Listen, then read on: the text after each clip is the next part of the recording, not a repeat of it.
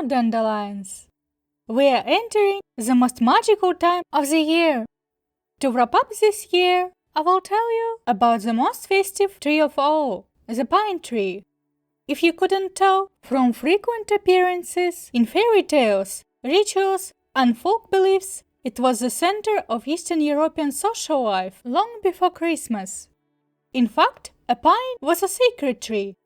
Coniferous trees symbolized eternity, protection from evil spirits, and a bridge between worlds. Slavic people used it for rituals and magical spells.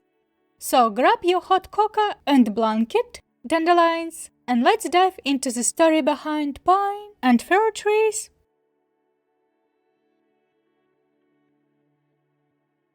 The pine tree is evergreen and never loses its needles, even in the darkest winter.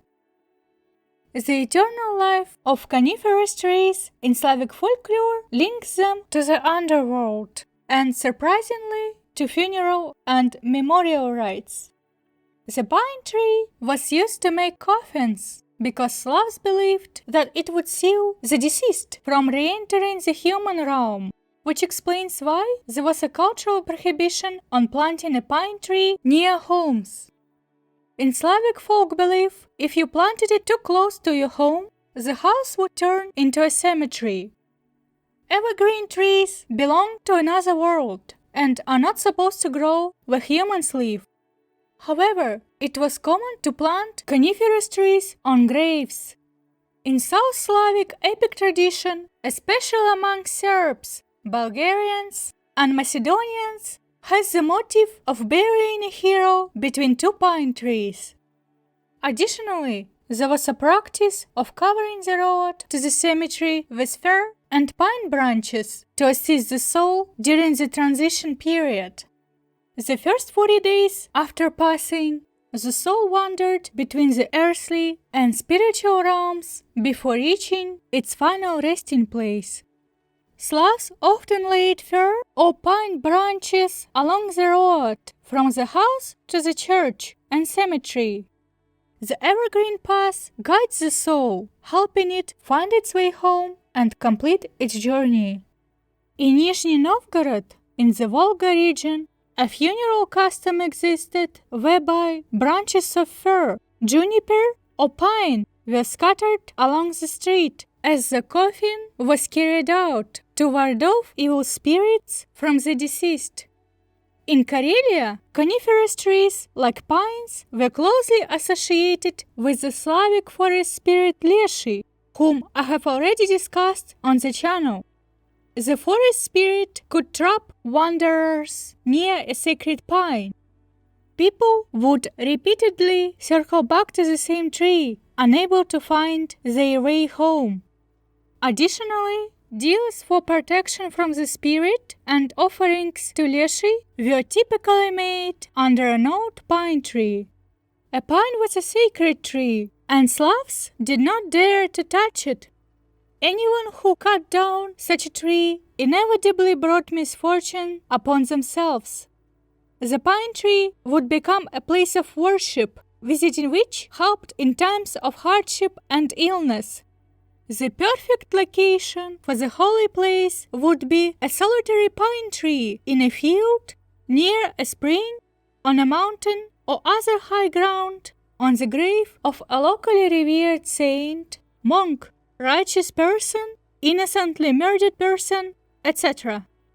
The pine of King Milutin in Neradimlje, Kosovo, is remembered in local tradition as a sacred tree, allegedly planted by King Stefan Uroš II Milutin, one of the most powerful medieval Serbian rulers. Although there is no firm historical evidence that Milutin himself planted it, the pine became a symbol of his legacy. The grave of Father Ioni, which is located at Lake Svetloyar in the Zavolzhye region, Nizhny Novgorod Oblast, and over his grave grew an old fir tree. It is a part of the graves of the three elders, who are seen as guardians of the invisible city Kitish, the Russian Atlantis. The legend says the city sank beneath Lake Sutlayar's waters to escape the Mongol invasion. Anyway, people came to pray to the sacred tree while it was there, and after it collapsed from age, locals took it apart for talismans. It was common to use pine tree branches for household rituals during the fall and winter. It was a go-to tree during the cold season when nothing else grows. For example, before the Christmas tree tradition spread, Slavs used pine branches during Kolyada celebrations. I've discussed this holiday in depth on the channel before.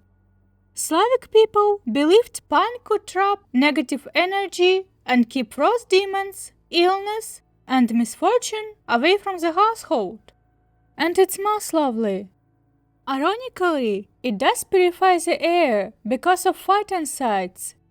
Due to these protective qualities, locks, latches, and even keyholes were often made from pine wood. Evil spirits could not harm a house secured with such a lock. Usually, in Slavic communities, the fir tree represents woman's nature, and the pine tree represents man's. Coniferous trees were often associated with fire, thanks to their resinous and highly flammable nature, and this connection extends symbolically to passion and desire. Pine was a part of love life in the Slavic culture, especially forbidden love. In the Western Slavic region folk tradition, the May tree was a festive custom where young men would set up a decorated tree on the village square or, more romantically, beneath the windows of their chosen sweetheart. This usually happened on the night of May 1st or during Trinity, Pentecost. While birch was often used in some regions, in many places the alternative was a pine tree. Jabłoniczka, little apple tree, is a ritual wedding tree in Poland, a symbolic wedding Christmas tree. The wedding tree, often a pine, decorated with apples, ribbons, and ornaments, symbolized fertility, prosperity, and the blossoming of new life for the married couple. In regions such as Kostroma, Volga, and parts of the Urals in Russia, the pine and fir trees played another significant role in community life. When a young man went to serve as a recruit, villagers would set up a tree as a living memorial to him. This tree served as a sign of his fate. If the tree grew strong and healthy, it meant the recruit was safe. If it withered, it signaled misfortune. In this way, the evergreen became a spiritual link between the absent soldier and his community. Many stories connect the pine tree and the church, which made cultural ties with the sacred tree even stronger in Eastern Europe. On Good Friday, the symbolic tomb of Christ during the procession of the Plashanica was decorated with greenery. In local folk practice, this greenery often included coniferous branches. After the service, the worshippers took these branches home as talismans to ward off evil. Pine tree is often planted in Orthodox monasteries. As evergreens, pines symbolize immortality and the eternal presence of God. As we remember, this is a culturally special tree, so planting pines reinforced the monastery's sanctity. Additionally, historically, monasteries have used pine for construction, fuel, and crafts. For example, the monastery of St. Nicholas of Rosai, Serbia, is known for its pine groves. Now it is time for the most festive part of this video. Of course, I will cover a pine tree as the Christmas tree. If you didn't figure it out from my tree symbolism series, Dandelions, Slavic people often used tree branches in daily life, making celebratory wreaths and decorating the tree for rituals. So, the German custom of setting up and decorating a Christmas tree naturally found a lot of support and understanding. What can I say? Slavs love their trees. Fun fact, In Czech and Moravian tradition, the Christmas tree was originally called Christenbaum, meaning Christ's tree, a name borrowed from German culture. Over time, the term evolved into Vanochny Stromek, marking the shift from a purely religious emblem to a beloved folk custom that blended all the Slavic reverence for evergreen trees with the newer Christian celebration of Christmas. Initially, Slavic communities would hang the pine tree upside down from the ceiling.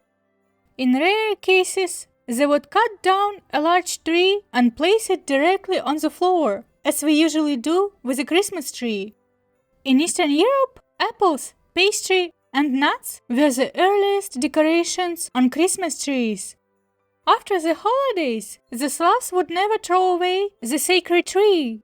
It was either stored for the household's magical rituals or burned. People would use its wood, branches, and pine needles rather than getting rid of them. The Christmas tree tradition, as we know it today, entered Slavic lands relatively late compared to Western Europe. It was introduced in the 18th century by the Russian nobility and became widespread in the 19th century under Tsar Nicholas I and his German-born wife Alexandra Feodorovna, who popularized decorated fir trees at court celebrations. By the late 19th century, the tradition has extended to urban households, schools, and public festivities and has continued to this day.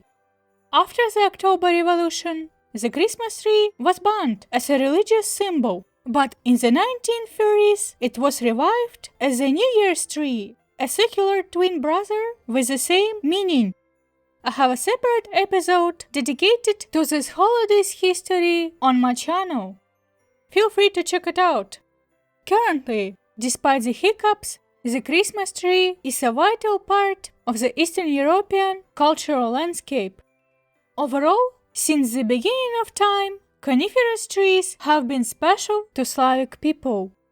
It is a bridge between worlds, a protector, and a symbol of eternal life. Next time you walk through a pine forest, remember the power it holds. And with that, dandelions, we made it to the end of the year, and I wish you a Merry Christmas and a Happy New Year.